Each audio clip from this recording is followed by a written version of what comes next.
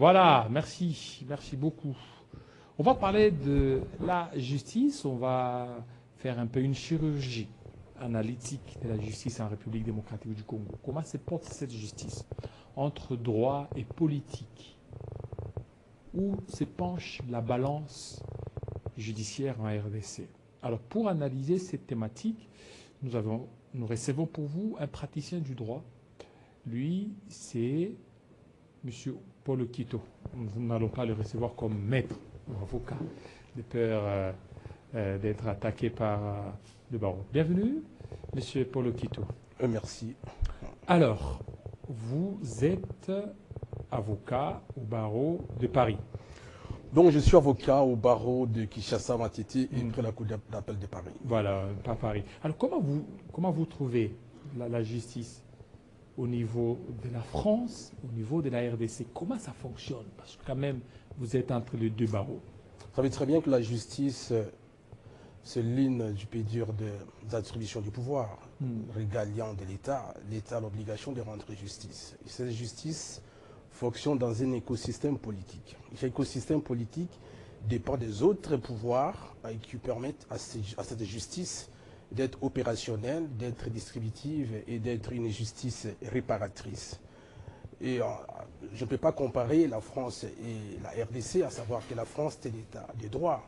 Ce n'est pas un État des droits par soldat, mais un État des droits dans la pratique des comportements des acteurs politiques ou des citoyens. Et la justice, en tant que pouvoir, dans un État des droits, il y a les principes de séparation des pouvoirs. Le pouvoir judiciaire joue un rôle très important dans la consolidation de la démocratie, la construction, la protection des droits et des libertés des citoyens. Donc, je peux dire que la RDC et la France, on ne peut pas comparer parce que la RDC... Donc, il y a un fossé. Oui, énorme. La RDC, comme pas mal d'autres pays africains, nous sommes encore dans le banditisme judiciaire où l'autorité judiciaire qui, normalement, devrait garantir les droits et les libertés des citoyens, cette autorité elle-même se transforme en un délinquant citoyen qui viole les normes juridiques établies. Mais sous ces régimes, sous Félix Tshisekedi, on voit qu'il y a vraiment beaucoup d'efforts pour lutter contre l'impunité. Oui, je me rappelle à Paris, lors de son premier voyage, le président Tshisekedi était à Patin, il a déclaré que je vais faire de la RDC un état de droit. Un état de droit, c'est un état dans lequel les normes s'imposent à tout le monde. Il n'y a pas de sous-prends citoyens, il n'y a pas de citoyens inférieurs, et qu'il n'y a pas la justice de deux poids, deux mesures. Mais l'homme a la volonté, a l'ambition, mais peut-être il est lui-même coincé par d'autres réalités des pesanteurs congolaises qui empêchent que la justice ne soit pas debout. Parce qu'en RDC, il faut réformer notre justice. C'est une vraie réforme. Et pas des petites mesurettes ou des petites décisions. Donc, il faut, de fond en comble, réformer la formation des juristes depuis l'université, les conditions d'accès au barreau ou à la magistrature, comment faire les traitements de ces magistrats, les conditions de travail des magistrats, aussi les organes de discipline, et aussi de sanctionner. Parce que si la justice n'est plus justice, c'est que c'est de l'injustice. Donc on donne raison à celui qui a tort et on donne tort à celui qui a raison. Donc il faut réformer notre système judiciaire, il faut simplifier les procédures, il faut garantir aux citoyens l'accès aux juges, parce que l'accès aux juges fait partie des droits de l'homme dans une société démocratique. Il faut qu'il y ait des procédures simplifiées. Je prends l'exemple, dans d'autres milieux, il n'y a ni parquet ni commissariat. Il faut penser à la digitalisation de la justice, à créer des applications comme e-plainte. E-plainte permet à un citoyen, même à la forêt, d'envoyer la plainte directement à l'autorité judiciaire. C'est tout ça qu'il faut revoir. C'est pourquoi Constant Moutamba, avec l'initiative du chef de l'État, avait convoqué les États généraux. Nous avons discuté de toutes ces questions, analysé les causes présentes et futures de l'effondrement de notre système judiciaire. Parce que les gens ne se posent pas de questions. Un pays où on nous parle, il y a scandale géologique. Nous avons beaucoup de richesses naturelles, nous pensons. Mais de l'autre côté, nous avons une population la plus pauvre du continent africain. C'est qu'il y a un problème. Et les seuls pouvoirs qui peuvent garantir l'égalité en termes d'accès aux droits, c'est la justice. Donc il faut réformer la justice. Alors réformer, est-ce que c'est facile dans un pays complexe comme la RDC où chaque jour on ne fait que parler de détournement, on ne fait que parler des accusations? Est-ce que c'est vraiment facile?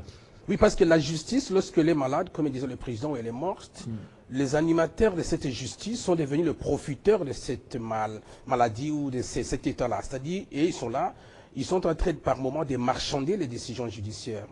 C'est-à-dire d'ordonner est-ce qu'il a donné combien? Est-ce qu'il a amené combien? Lorsque les juges, qui ont l'obligation de rendre justice avec équité et fondements moraux, posent la question de savoir, il y en a combien? Il y en a combien?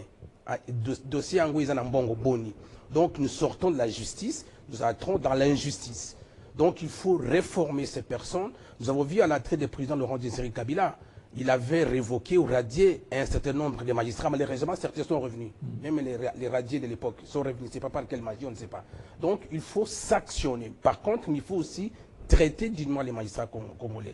Lorsque vous payez un magistrat congolais $700, qui a 3 enfants, locataire des chambres et salons à $300, c'est $700 le mois. Donc ces magistrats seraient inévitablement très sensibles à la corruption ou à la corruptibilité. Donc il faut les traitements, les conditions de travail. Si vous rentrez dans les parquets de Kinshasa, je viens de Lodja chez moi, je prends l'exemple des parquets de Lodja, le village de Lumumba. C'est compliqué là. Oui. Vous rentrez dans les parquets de Lodja, c'est comme vous étiez au Moyen-Âge ou à l'époque contemporaine. C'est-à-dire, vous trouvez ni ordinateur, ni table, ni chaise, ni rien. Les magistrats, c'est là, assis sur une petite chaise à bois. Donc, 65 ans d'indépendance. Donc, il faut financer le fonctionnement de la justice. Vous savez très bien que le gouvernement, M. Kabila, n'était pas à la hauteur parce que tout ce qu'il aurait voulu faire, peut-être qu'il a fait au profit de ses amis. Bon, je ne dis pas que ses amis seulement. Mais il aujourd'hui, le régime actuel, qu'est-ce qu'il a fait pour la justice? Non, c'est-à-dire le président a la volonté de vouloir faire. C'est pourquoi ils ont exigé d'abord l'État général, c'est-à-dire faire les diagnostics global des pesanteurs qui entraînent la décorruption de la justice congolaise. Par où commencer? Il faut construire les infrastructures pour permettre aux magistrats d'avoir au moins un magistrat, un bureau. Si vous rentrez à la Gombe ici, ils sont comme dans un petit marché aux champignons. Chaque magistrat a une table de 2 mètres carrés derrière lui. Donc le secret de l'instruction n'est plus garanti. Moi, je parle ici de l'avortement. À côté de moi, on parle du viol ou de vol. Donc, vous voyez, toutes ces conditions empêchent les magistrats de fonctionner, de travailler dans une forme de dignité et de professionnalisme. Donc, il faut construire, il faut former les magistrats. Les magistrats doivent suivre une formation continue pour donc actualiser leurs connaissances de droit, sortir un peu des rédactions archaïques. Les magistrats congolais n'ont pas d'ordinateur, ils ont seulement des petites, je sais pas, des petits cahiers comme ça avec des stylos à main. Donc il faut moderniser l'administration judiciaire. Il faut qu'il y ait des dotations publiques importantes pour permettre à nos magistrats de travailler de façon digne et respectable. Oui, mais on a ajouté encore un nombre important de magistrats, plus de 2000, 2500, 3000 magistrats. Non, ce n'est pas les nombres. Je vous prends l'exemple d'un ami qu'on a envoyé président du tribunal des grandes instances à Baouélé. Il arrive, Gembanda, je peux citer son nom, c'est un ami d'Afrance. Il arrive là-bas, il n'a trouvé ni pièces, ni bureau, ni rien, seulement des arbres à la forme. Des arbres. Oui, on vous dit que non, c'est ici la juridiction. Bazouélé. Donc ce n'est pas question de nommer, mais question d'accompagner les financements publics, les conditions de travail de ces magistrats. C'est-à-dire, vous nommez 2500. Ok, c'est bon, parce que si il faut prendre d'abord le nombre d'habitants divisé par le nombre de magistrats, on a encore besoin des magistrats en RDC, mais il faut les conditions de travail. Dans quelles conditions travaillent ces magistrats? Les autres sont sous des arbres, les autres n'ont ni tampon, ni encre, ni rien. Et un magistrat qui vous demande, parce qu'ils n'ont aucun moyen de financement, donc ça entraîne en quelque sorte, même les justiciables qui voient les magistrats de telles conditions, ils auront $10, c'est ça le problème de la RDC. Donc il faut augmenter les budgets, la fonction de la justice, même à 10% ou à 5% de notre budget. Parce que la justice, c'est la première, c'est la puissance des faibles, la justice. C'est le langage des faibles. C'est par la justice que le faible parle.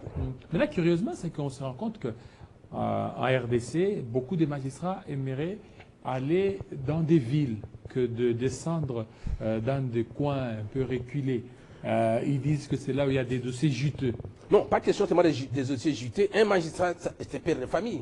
Il a une femme et des enfants. Lorsque vous ramenez ces messieurs à Chikapa, à Mweneditu ou à Bassankoussa, à Bouende, ils ne trouvent rien. À Ayouara. À Ayouara. Ils tuent seulement, à Paille et tout ça, sans école, sans... Et tout se règle toujours à l'amiable. À l'amiable. Donc, il faut d'abord se poser des questions. J'envoie un magistrat, c'est une élite, un responsable judiciaire. Dans quelles conditions ce magistrat va travailler? Donc, c'est tout ça qu'il faut repenser. Je vous prends l'exemple en France, le salaire moyen des magistrats tourne autour de 6 000 euros. 6 000 euros. 6 000, 5 500. Ça laissera ce moyen. Ça tenir compte d'ancienneté, d'autres avantages économiques et tout ça. Mais chez nous, lorsqu'on paye 700 $, on pense comme c'est beaucoup d'argent parce que le gouvernement ne se pose pas des questions. Le coût de la vie à Kinshasa, 700 $. Maison, 250, les enfants à l'université. Donc, c'est quelqu'un qui se retrouve même à les 3 du mois, n'a plus rien. Donc, cette personne serait susceptible à la corruption et c'est pourquoi les magistrats et les juges sont devenus des délinquants. Alors aujourd'hui, parce que vous parlez de la situation des magistrats, il y a de cela quelques années, l'ancien ministre des Justices, je cite son nom, Alexis Ntambo-Mwamba, il a dénoncé les systèmes de 3V, veste, véhicule, villa. Est-ce que ces systèmes encore, ça continue toujours ou ça a pris une autre forme? Non, ça continue. Parce que dans une société de décomposition comme la nôtre, chaque groupe social cherche par tout moyen comment garder son existence, à ne pas disparaître. C'est pourquoi les militaires dans des tracasseries, l'administration dans la corruption, c'est-à-dire chaque groupe, chaque individu pour ne pas disparaître. Quand il y a une mauvaise répartition de la richesse nationale entre les composantes sociales, parce que nous formons et tout, chaque individu là où il est. Si je suis enseignant à l'école primaire, je dois faire pression sur les enfants. Boyalobine à 5 000, Boyalobine à 2 000, parce que si je ne fais pas ainsi, je vais disparaître. Donc les 3V, véhicules, voitures, vestes, tout ça, c'est-à-dire la course à une certaine, donc ce qu'on appelle la culture de paraître. Moi, je ne vais pas disparaître, je suis magistrat. Donc si l'État ne me donne pas ce qu'il faut, je dois moi-même assurer mon existence en cherchant par d'autres moyens. Camoufler. Alors, on se rend compte que il y a toujours, depuis plusieurs années en RDC, il y a ces conflits entre le ministre de la Justice et les magistrats. Est-ce que ces conflits-là permettent à ce qu'il n'y ait pas une bonne administration de la justice? Non, parce qu'il faut rappeler à l'opinion que le ministre de la Justice n'est pas autorité judiciaire. Le ministre de la Justice n'est pas autorité judiciaire. Il ne fait pas partie de l'institution judiciaire. Il est le patron de l'administration judiciaire. Il coordonne ou envoie l'encre, la promotion qui doit donc... Il est le patron de l'administration. Par contre, les cours et tribunaux, les juges et les magistrats, qui sont des autorités judiciaires. Et par moment, il y a une certaine confusion. Lorsqu'un ministre, parce que dans nos pays africains, on pense que la politique domine sur les autres pouvoirs. Donc c'est lui qui est du côté politique, pense qu'il a une certaine prépondérance sur d'autres organes, sur d'autres institutions. C'est pourquoi ces conflits de compétences, et pourtant la loi est claire. Chaque institution, chaque autorité doit respecter la démarcation de ses compétences. Mais lui, il a un droit de regard sur... Oui, non, regarder, ce n'est pas imposer. Parce que les juges opinent avec âme et conscience. Comme en matière pénale, ce n'est une conviction du juge. En matière civile, c'est le preuve apporté par les parties. Par les juges ne pas statuer à intra petita ou infra petita. Donc, mais ici, il est question de respecter les attributions des uns et des autres. Alors, est-ce qu'un magistrat peut intenter une action judiciaire ou disciplinaire contre un ministre? Non, c'est-à-dire le ministre n'est pas un supra-citoyen. Lorsque le ministre commet une faute à l'exercice à l'occasion de ses fonctions qui porterait à tête à un magistrat, oui, les magistrats ont le droit aussi de demander que la justice soit faite pour lui. Oui, parce que j'ai suivi le nouveau ministre qui a dit que le procureur Mbonde a commis une faute grave par rapport à cette guéguerre entre... Non, bon, peut-être que c'était une interprétation un peu exagérée, peut-être qu'il voulait se glisser sur le terrain politique, mais restons sur le plan judiciaire. Parce que la plénitude de l'action publique revient au ministère public. La plénitude, c'est lui qui a le droit de poursuivre parce que le ministère public défend la société contre l'acte qui avait ou qui trouble l'ordre social. Donc, si le ministre de la Justice pense que non, les procureurs de la République ne peuvent pas intenter une action contre lui parce qu'il est ministre, là il se trompe. Il se trompe. Parce que l'acte qui a été posé constitue une violation par rapport à la loi pénale. Ça peut être des détournements, ça peut être blessure volontaire ou escroquerie. Parce que le ministre est aussi un citoyen de la cité. Il fait part de la cité, donc les normes sociales lui sont imposables. Alors maintenant, la situation telle qu'elle se présente aujourd'hui, parce qu'aujourd'hui il y a cette tension entre le ministère de la Justice ainsi que la Cour de cassation. Est-ce que vous ne voyez pas que...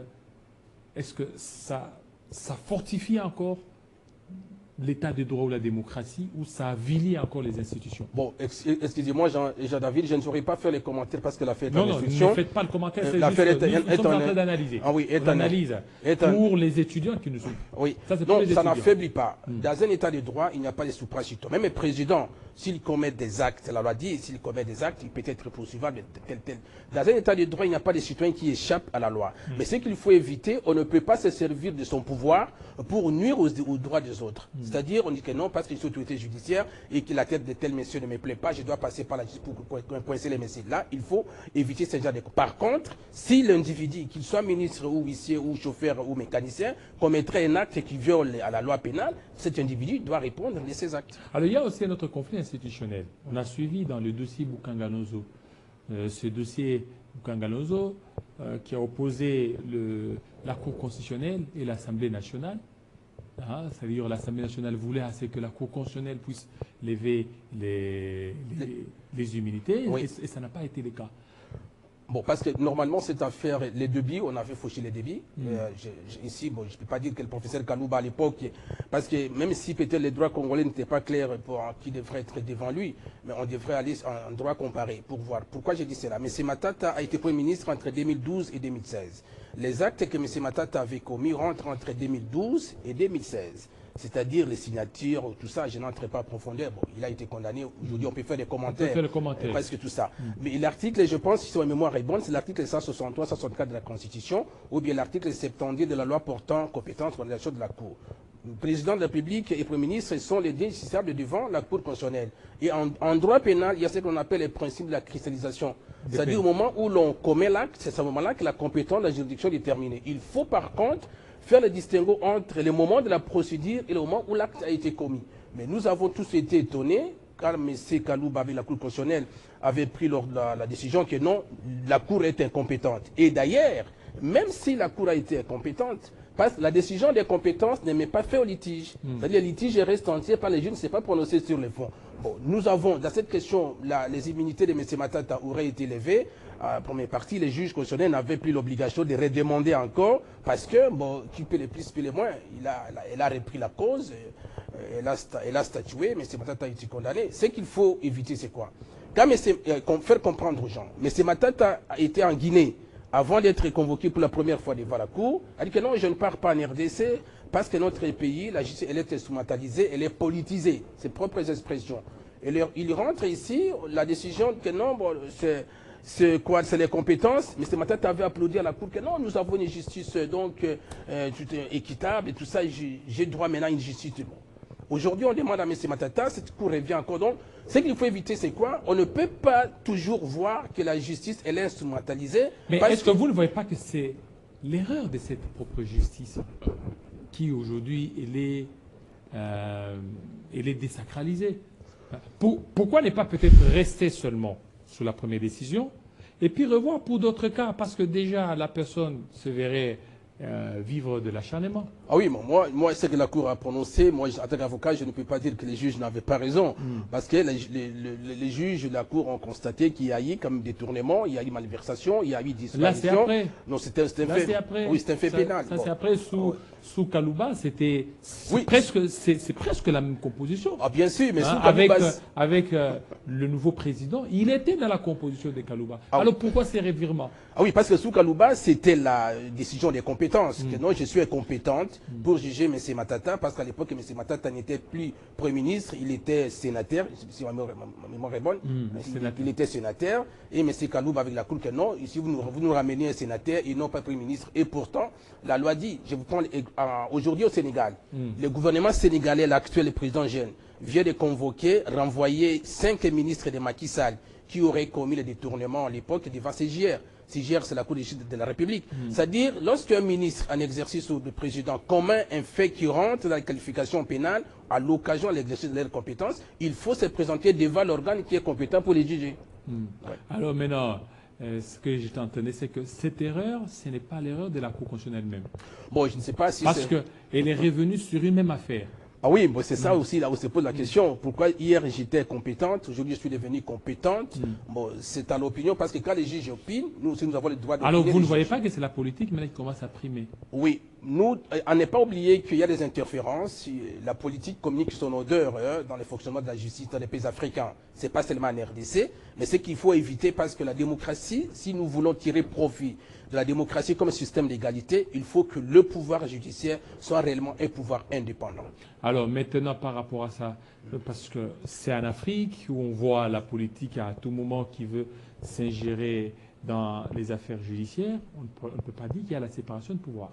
Bon, la séparation du pouvoir, c'est une volonté, c'est un principe qui est là. Est-ce que ce n'est pas un idéal ici? Oui, c'est un idéal, mais le fonctionnement dépend aussi des autres pesanteurs, des autres réalités, de tout ce qui est comme écosystème dans notre pays. Mais les citoyens aussi peuvent jouer un rôle très important pour amener que ces principes soient une réalité en ce qui concerne son fonctionnement. Si la justice ou le pouvoir politique envoie un peu son odeur pour dégager, neutraliser les juges, les citoyens doivent quand même se mobiliser pour dire non, nous refusons ce genre de manipulation politique envers les pouvoirs judiciaires, parce que la séparation des pouvoirs est au profit de l'ensemble de nos concitoyens. Ouais. Alors, la séparation des pouvoirs, la République démocratique du Congo, face à l'État ou aux États généraux qui ont été organisés de la justice, où est-ce qu'on en est maintenant?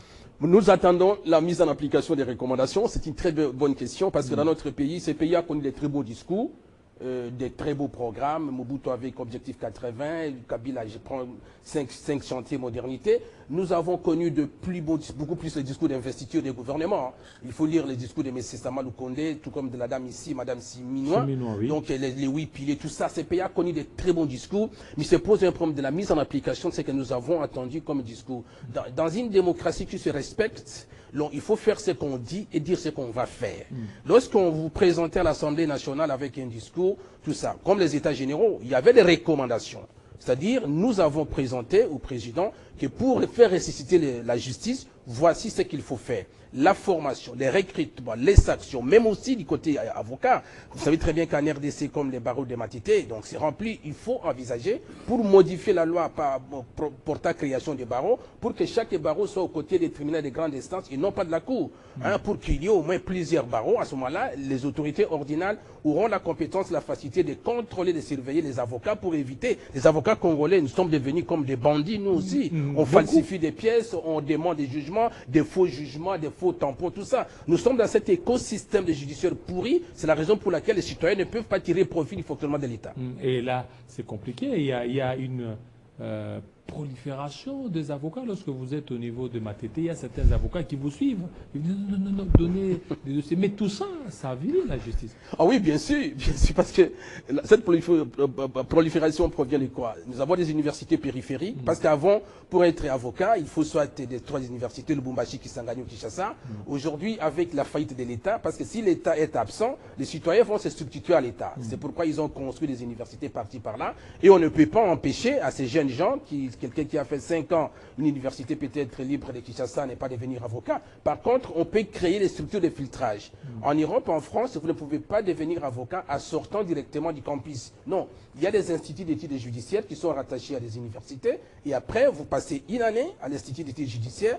Deuxième année, vous passez à l'école du barreau.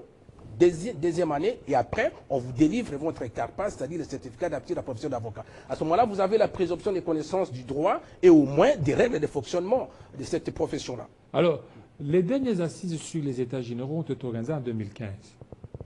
Et après, en 2023, oui. 2023 ou 2024, 9 ans après, est-ce que vous ne voyez pas que ça risque encore de se répéter? Ça risque de devenir lettre morte, sans suivi, sans rien. On organise des États généraux et puis c'est fini. Mais le gouvernement... J'ai eu à parler avec un professeur qui a assisté aux États généraux de 2015.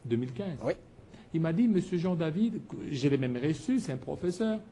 Ce sont les mêmes recommandations que nous avions fait en 2015. Oui. Et nous sommes revenus. Bien sûr. Mais jusque-là... Mais il faut de la volonté politique et aussi de la vision. Parce que je peux avoir la volonté, je peux avoir la vision, si je n'ai pas la volonté, donc rien ne sera fait. Donc les recommandations sont là. Ce que nous devons faire, ce que nous pouvons faire. On dit qu'une avance Qui ne commence pas n'avance pas. Donc il faut commencer dès aujourd'hui. J'aurais souhaité qu'à la sortie, à la fin de ces travaux-là, le gouvernement devrait commencer à la mise en application, à la matérialisation de ces recommandations. Mais malheureusement, jusqu'à aujourd'hui, bon, peut-être les budgets auraient été servis à d'autres choses, mais j'ai confiance à notre président, que c'est un homme de parole. Il ferait de son mieux pour nous laisser aux générations futures un Congo debout.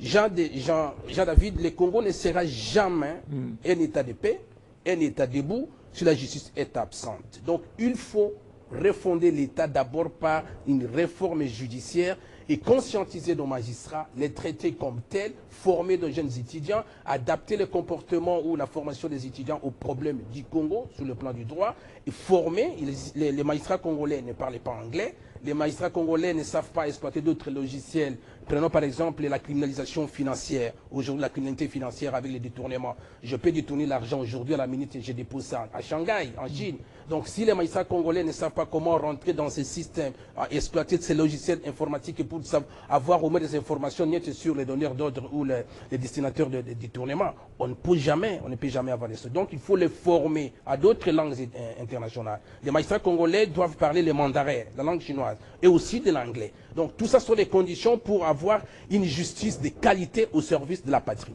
Voilà. Alors pour terminer, on est en train de voir des floraisons des réquisitoires contre le ministre Constant Moutamba. Il y a les réquisitoires, le premier réquisitoire, deuxième réquisitoire outrage à magistrat. Il y a d'autres qui parleraient même d'un troisième réquisitoire. Certains voient que c'est un acharnement. Bon, peut-être concours de circonstances. Je vous apprends que là, le ministre va se présenter aujourd'hui pour la troisième fois son audition devant les PGR. Peut-être aujourd'hui, il y aura, parce qu'à la fin, il est encore innocent. Là, nous sommes dans une phase d'information. À la fin de l'instruction, le ministère public a 3 pouvoirs. Donc, il peut demander les compléments d'information. Il peut dire que non, classé sans suite parce que les faits ne sont pas établis. Tout comme il peut décider que non, il faut déférer les messieurs devant... Bon, si peut-être les messieurs Constant Moutamba auraient commis d'autres faits, mais évitons de ramener certaines actions par une certaine odeur politique. C'est un ministre, certes c'est un Congolais, c'est un citoyen qui peut aussi avoir des problèmes avec la justice. Nous avons suivi que deuxième réquisitoire aurait été déposé pour outrage au magistrat. Mais pourquoi ne pas faire le même jour demander ça? Il faut tout ça, cette façon de sélectionner un peu les réquisitoires. Je ne parlais pas de l'enchaînement, mais peut-être c'est la façon dont les PGR avaient souhaité bon pour peut-être résoudre le problème tout ça avec M. Moutamba par rapport à son comportement. Mais il est encore innocent, il est encore ministre, il fait partie encore du gouvernement de la République. Voilà. Merci beaucoup, M. Paul Okito. Merci à vous autant. Voilà, ça n'est fini, fidèles téléspectateurs. On va se tenir debout. On va se tenir debout tout à l'heure. Question de nous dire ciao, ciao à tous nos téléspectateurs. M. Paul Okito, voilà, je veux souhaiter joyeux anniversaire à ceux qui nous suivent. Voilà. Joyeux anniversaire à ceux qui sont en train de nous suivre. Voilà, il s'appelle Berger Brice Locola. Berger Brice Locola, de la part de Carly Mabiala, Chris Noble Ndungika, nous suit depuis Kassavoubou. Joyeux anniversaire à vous, Monsieur Brice, de très très bonnes choses à vous, que du bonheur à vous, et des très bonnes choses, que Dieu certainement vous soit favorable, Monsieur Brice. Monsieur Brice. Voilà. Alors, autre anniversaire de Bob Ambongo. Voilà, Bob Ambongo, Kadi. Bob Ambongo, le fils de Bob Ambongo. On va prendre Kadi, je vous ai envoyé Bob Ambongo. On peut aller déjà, Kadi. Et réanniversaire à mon petit-fils. À mon petit-fils Clinton David.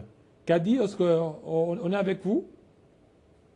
Kadi, je vois qu'il est en train de combattre Bob Ambongo, alors que c'était arrivé quand même bien avant.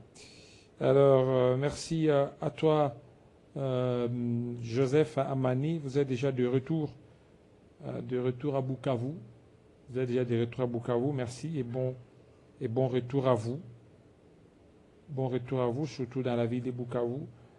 Continuez toujours à servir votre pays comme vous l'avez toujours fait. Des très bonnes choses. Kadi, est-ce qu'on peut aller avec Bob? Bob Ambongo, on y va. Bob Ambongo, Kadi. Alors, Bob Ambongo qui souhaite joyeux anniversaire à son petit-fils Clinton David Mambou Ambongo. Clinton David Mambou Ambongo, 7 ans déjà. Alors, pour Bob Ambongo, que le Très-Haut veille sur cet enfant. Voilà, c'est bien. Cet enfant et t'accorde longue vie. Félicitations à tes parents, Kevin et Benny Mambou.